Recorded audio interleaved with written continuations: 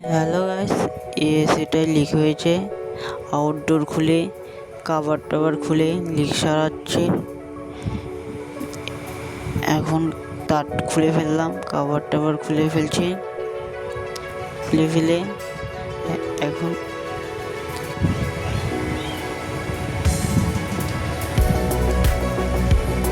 এখন আমরা চেক করব লিক কোথায় আছে।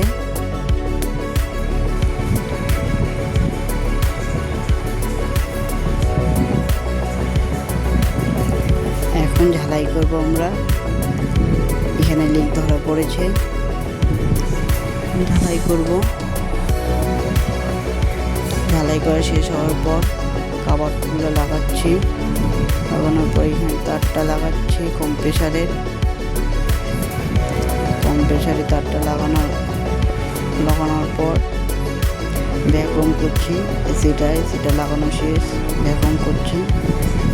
ভ্যাকুয়াম করা 1 ঘন্টা পর গ্যাস ঢোকাচ্ছি। ভিডিওটা ভালো লাগলে লাইক শেয়ার কমেন্ট করবেন।